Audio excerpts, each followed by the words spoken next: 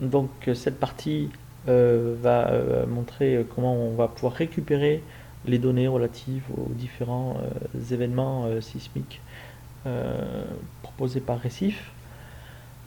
La première méthode, c'est celle qui est illustrée sur la page d'accueil de l'application. Euh, le nœud B génère automatiquement un certain nombre d'événements euh, afin donc de faciliter leur récupération. Ce sont des événements significatifs dont on pense qu'ils peuvent intéresser beaucoup de gens.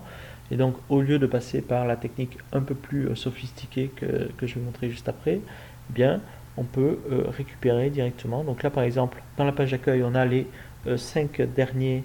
Ah non, il n'y en a pas 5, il y en a 6. 6 derniers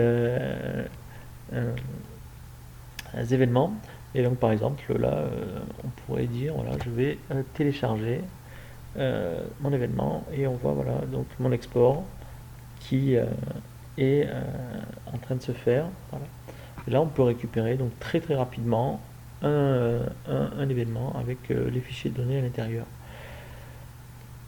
Euh, donc là, la page d'accueil affiche uniquement les 6 derniers événements, mais on peut via l'interface.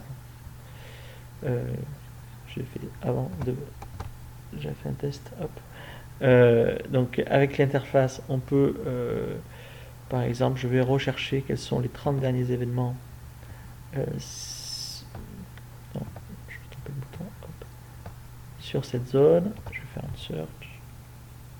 Voilà, là on voit les derniers événements. Donc je peux cliquer dessus. Il y a un petit pop-up qui donne des informations complémentaires. Et je peux par exemple en cliquant juste là récupérer l'événement, ça va faire un peu comme tout à l'heure. Sinon, ce que je peux faire, sans sélectionner par exemple plusieurs, je veux cet événement-là, je double-clique chaque fois. Et donc là, en fait, on voit que mes événements se sont rajoutés. Je peux même, hop, normalement, si je veux plus d'espace, voilà, là ils sont arrivés là. Donc là, je peux même les ajouter tous, si je veux, si je veux vraiment télécharger beaucoup. Donc là, je vais revider ma liste. Je vais en prendre que deux. Par exemple, ces deux événements me semblent intéressants.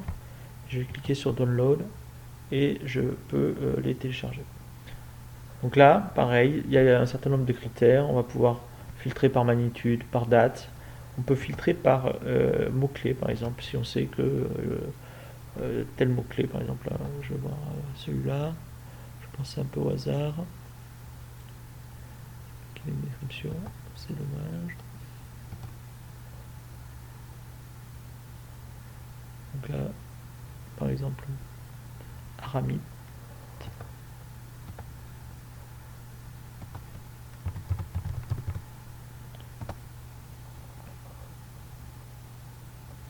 Voilà. Donc là, c'est tous les événements qui contiennent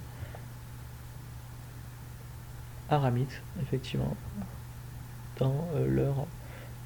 Donc là, par exemple, si je voudrais, hop, tous les rajouter, hop, là j'ai tous les événements qui contiennent Aramid et je pourrais, hop, télécharger. Donc ça, c'est des événements qui sont déjà pré-stockés et qu'on peut récupérer très rapidement et très simplement. Pour le deuxième type d'événement, en fait, je vais passer hop, dans la version de développement de l'application. Voilà, on est là. Juste parce qu'il y a quelques petits correctifs euh, qui vont permettre de voir les fonctionnalités plus en totalité. Et donc, au lieu d'aller voir donc, ce que j'ai vu tout à l'heure, les RAP Récif Event-Based Dataset, je vais prendre donc un assistant qui va me permettre en 3 étapes d'obtenir mes données. La première étape, je vais sélectionner mes événements. Alors ce sont des événements qui pour l'instant proviennent uniquement du catalogue RENAS, mais on pourrait rajouter n'importe quel fournisseur de catalogue d'événements du moment où ce catalogue il respecte le format QuickML et la norme, le service web event de FDSN. Donc là pour l'instant il n'y a que RENAS, mais après on va pouvoir donc rajouter des filtres sur les dates, les magnitudes, les profondeurs. Là par exemple par défaut on va récupérer les 30 derniers événements qui se sont produits sur le catalogue RENAS.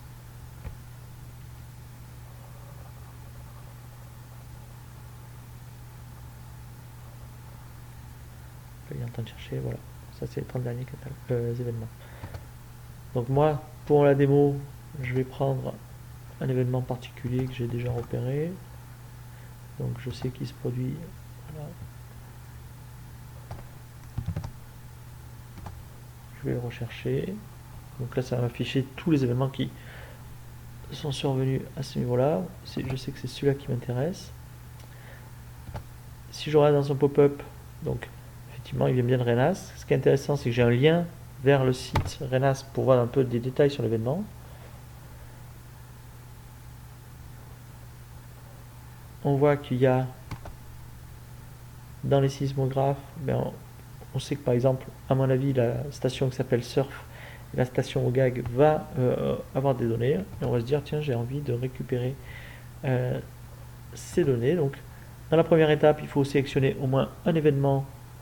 On pourra en sélectionner plusieurs. Je passe donc à l'étape 2. L'étape 2, je vais donc sélectionner mes stations. J'ai dit c'était la station Surf et OGAG. Donc là, on voit l'événement là, il est légèrement en filigrane, hein, il est indiqué. Voilà, l'événement est juste à côté. Voilà, il est juste là. Donc je vais sélectionner mes stations. Alors pareil, je pourrais par exemple aller voir ma station, voir exactement ses caractéristiques. Ce que je fais, donc j'ajoute mes stations. Et donc on va arriver à la dernière étape où je vais pouvoir, donc d'une part ça va indiquer si je veux sélectionner mes données, et puis j'ai un certain nombre de paramètres que je peux préciser, ou alors je pourrais dire je veux uniquement les métadonnées. Ici je vais pouvoir, si je veux par exemple récupérer que certains canaux par exemple, je vais pouvoir décocher, par exemple si ça se trouve je dis tiens je ne veux plus la station surf finalement, ou alors simplement le canal HN. Bon, voilà. Là je vais tout laisser. Donc là j'ai mes stations que j'ai sélectionnées en fait à l'étape d'avant avec leurs différents canaux. Et après ce que je vais sélectionner c'est l'intervalle de temps de données que je veux récupérer. Et donc il y a deux manières. Soit c'est par rapport au temps d'arrivée de la phase. Et alors après on peut spécifier la phase. Donc, par exemple si on se demande quand est-ce qu'est arrivée la première phase sur les différentes stations concernées, ben là on voit voilà pour l'événement la station OGAG au bout de 7 secondes 84, la station Surf au bout de 5 secondes. Donc imaginons, je vais dire voilà, ce que je veux c'est 10 secondes avant et par exemple je vais prendre 300 secondes après. Et ben là, donc voilà, là, je vais pouvoir lancer mon export. Alors là, normalement, il devrait être assez court, mais si votre export est assez long, vous pouvez en fait cocher la case ici et indiquer votre adresse.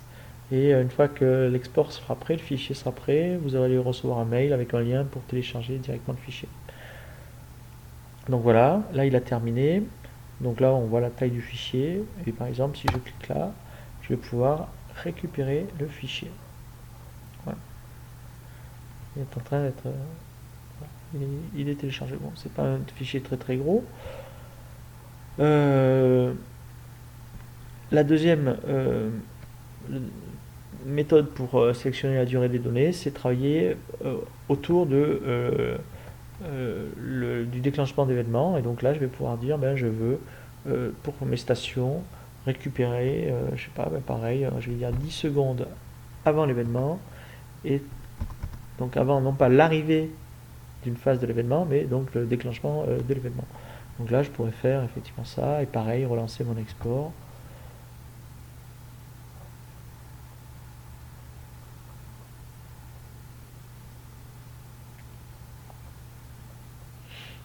Donc voilà, je crois qu'a priori la taille est quand même différente, ce qui me prouve que ce n'est pas la même chose. Voilà, ce qu'on peut faire aussi, c'est finalement se dire, bah, tiens, je veux en plus cet événement-là. Je reviens à ma troisième étape. J'ai toujours mes deux stations sélectionnées. Donc là, par exemple, je pourrais relancer mon export.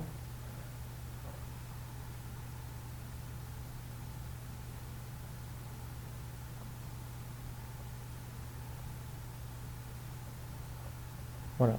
Et donc là, par contre, voilà, c'est un fichier, on va dire 2 fois plus gros, ce qui est pas étonnant par rapport. Voilà, attendez qu'on. Voilà.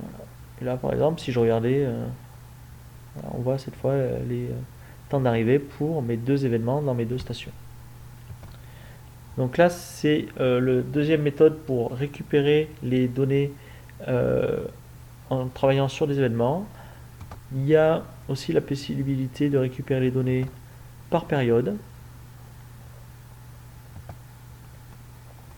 Alors, par période, en fait, il y a 3 étapes aussi.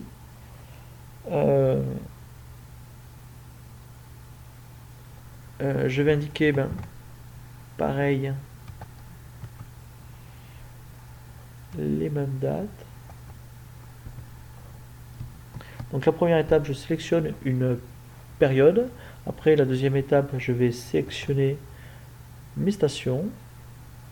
Donc là, par exemple, je pourrais prendre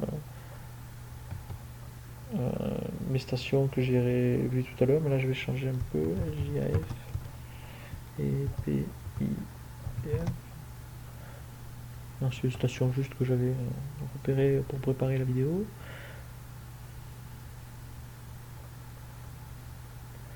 Voilà, donc c'est 2 stations pyrénéennes. Je crois n'appartiennent pas au même réseau, donc réseau RA, réseau FR.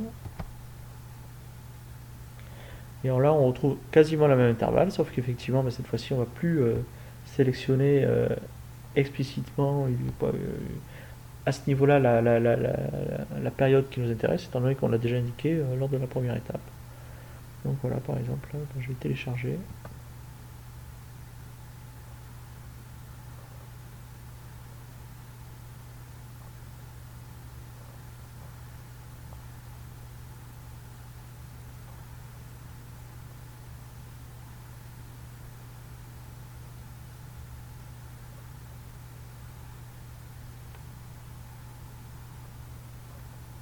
Ça peut être trop long.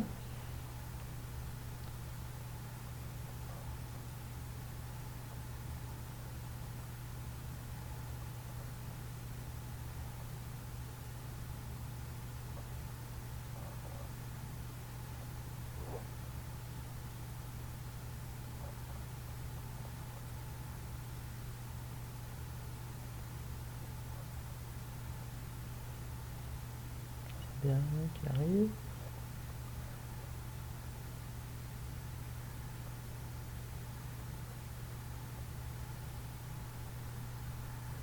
Peut-être mettre sur pause la copie d'écran. Donc voilà, ça a pris un peu de temps, voilà, parce que le fichier a été plus gros à générer. Et donc là, par exemple, en cliquant là-dessus, je pourrais le récupérer.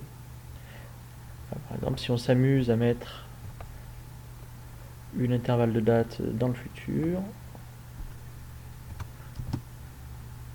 je vais prendre du 12 juin, non, c'est du 12 janvier, 13 janvier 2016. J'ai toujours mes 2 stations. Et si je relance l'export, j'espère qu'assez rapidement, il va me dire qu'il n'y a pas de données pour cette période-là. Voilà. Pas de données correspondantes. Voilà. Donc tout l'intérêt en fait d'une part d'avoir soit des événements préenregistrés, donc très faciles à récupérer, soit si on veut quelque chose d'un peu plus spécifique, des assistants pour permettre d'obtenir notre résultat. Voilà.